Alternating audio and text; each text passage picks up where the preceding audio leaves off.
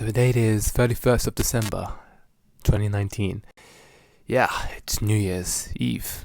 A big day for a lot of people. For me, especially a big day. For me, it marked the end of high school, It had been a rough couple of years, but, people had invited me up to this party in December, and I was really excited. It was going to be almost a final farewell to everybody. And it kind of, I kind of saw it as an opportunity to kind of lay my mark and make sure I was remembered as, one of the top guys from my school. Yeah, so this is the party going on the 1st of December, 2019. And I arrived at this party, and, suddenly I'm kind of overwhelmed. It's at one of, the guy who won Prom King house, and, I'm just kind of arrived there, and there's like 50 people there. So there's just a lot of people. There's people drinking, there's people talking, and none of my friends arrived. They all kind of wimped out, unfortunately. So it was just me there. And, we came in with a game plan. We had the whole idea. We had this whole idea called the Superman strategy. And, what that involved was going to be, one of my friends climbing onto the roof in a Superman costume and then saying, "I believe I can fly," and then stripping naked. And then I was going to be coming in as the hero, being like, "Hey, no, you don't have to do this, man. You can get down from there." And from that, he was going to ask who was going to come down, obviously, and not, jump off the roof. And then I was going to look like a hero, and then we're going to use that to get a bunch of girls. But unfortunately, that didn't happen. So instead, I was just kind of at the party alone. I didn't really have anyone to talk to, which was kind of the awkward thing. But there was one guy I knew. We used to be friends back in primary school. We used to know each other quite well, but we kind of fell apart a lot over the years. Just, typical high school stuff. And then, I started talking to him about, trying to, maybe, trying to help me get a girl. Maybe we could do some wingman stuff, because we used to be friends back in the day. And he was actually, he became one of the cool guys, That's when we kind of fell apart, He kind of felt that I wasn't a cool guy. I mean, I wanted to stay in all day, play Minecraft. He wanted to, do drugs and have sex, and, stuff's lame, what I'm talking about. I mean, sex, drugs. He also do that stuff, and, he was doing that all the time, sometimes, when we were still friends, he would send me pictures and stuff, of him in this massive, like, threesome with, like, 2 girls, and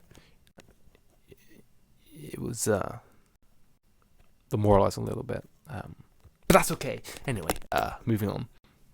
So yeah, it's getting close to midnight at this point, and he still talks to me. He's like, okay, I have a plan. So I kind of wait around, I can grab a drink, and he says, "You know what? Give me like 10 minutes, and I'll be right back at you." So he goes away 10 minutes. I don't see him for the entirety rest of the what's left of the party, really. So I don't really see him until midnight. So it was more than 10 minutes, but that's okay. In the meantime, I just kind of sat around, drank some, alcoholic beverages. I noticed in the garden that there were some ants and stuff, so I tried to, study them and, eliminate them as many as I could, because I was just bored. A lot of people looked at me weird for, trying to kill those ants, but, what can you do? I even try and use one of the ants to get the girls, but, when you start, wriggling an ant in, a girl's face, she doesn't exactly respond well to that. Yeah, and, yeah. But anyway, it's close to midnight. I'm excited, really excited. My friend comes and finds me just before the New Year strike is about to happen, and he's like, "Yeah, man, I got you down. Don't worry about it. It's totally handled. This girl, she's totally into you. She's gonna kiss you right when it turns midnight, and then bam, you're not gonna be a careless virgin anymore. It's gonna be great." I was like, "Okay, cool, man. Thanks, bro." I adapt him up, and in which way adapt him up. I don't really know how the kids do it these days. I guess I'm still a kid, but yeah, I guess I hit him with one of these. And yeah, I was really excited. I was just standing there, ready for my first kiss at New Year's. And it's gonna be New Year's Day, and bam, I was gonna be able to kiss my first girl, and I waited and and suddenly, the countdown started. I started looking around, I didn't know where she was. My friend told me, don't worry, it's just gonna appear. Just close your eyes. As soon as the bell strikes, just bam, go for her. So the countdown started. 10, 9, 8, 7, 6, 5, 4, 3, 2, 1. I turn around and I go straight for the kid. I go for it as hard as I can, and I mean, it just feels magical. It feels like I'm in heaven. It feels like that little boy who was playing Minecraft all the day. He was, having simulated girlfriend talks in Minecraft. He finally grew up. He finally become the man. And then I opened my eyes, of course, only to see that I was not kissing a person. I was kissing a person, but not someone actually there. I was kissing an iPad, and that iPad had KSI on it.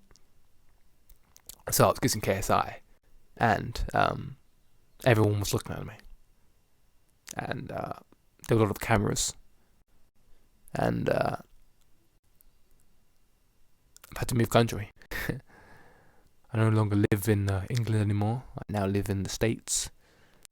Got tired of everybody, all my friends.